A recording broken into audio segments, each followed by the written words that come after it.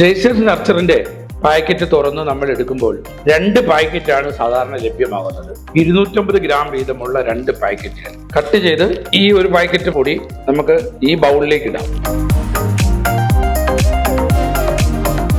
ചപ്പാത്തി മിക്സിലേക്ക് നമ്മൾ 250 ഗ്രാമിലേക്ക് ഒഴിച്ചിരിക്കുന്നത് 250 ml എടുത്തു വെച്ച വെള്ളം തിളപ്പിച്ചത് ആണ് നമ്മൾ ഒഴിച്ചിരിക്കുന്നത്. തിളച്ച വെള്ളമായതുകൊണ്ടാണ് സ്പൂണോട് തന്നെ പ്രത്യേകം ഇളക്കേണ്ടത്. ഇളക്കിയതിന് ശേഷം അതൊരു 10 മിനിറ്റ് ഇരുന്ന് കഴിയുമ്പോൾ തണുക്കുമ്പോൾ നമുക്ക് കൈകൊണ്ട് കുഴച്ച് ഒരു ഗോൾ പരുവത്തിലാക്കിയിട്ട് നമുക്ക് വേണമെങ്കിൽ പരത്തി ചുടാവുന്നതാണ്.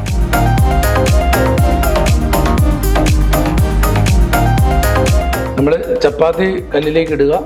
പിന്നെ അതിലേക്ക് കുറച്ച്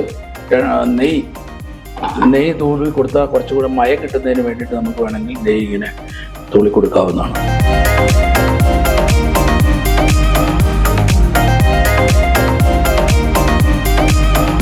നേച്ചേഴ്സ് നർച്ചറിന്റെ ചപ്പാത്തി നമുക്ക് കഴിച്ച് തുടങ്ങാം. മുറിഞ്ഞു പോരുമ്പോൾ സാധാരണ മറ്റേത് മുറിയുന്ന പോലെയല്ല, നല്ല സോഫ്റ്റ് ആയിട്ട് മുറിയുന്നു. നേച്ചേഴ്സ് നർച്ചർ ചപ്പാത്തി ആർക്കും ഇഷ്ടപ്പെടും. കഴിച്ചു നോക്കുക. ഒരിക്കലെങ്കിലും രുചിച്ച് നോക്കിയാൽ പിന്നെ അത് നിർത്തുകയില്ല, നമ്മുടെ ജീവിതത്തിന്റെ ശീലമാക്കും.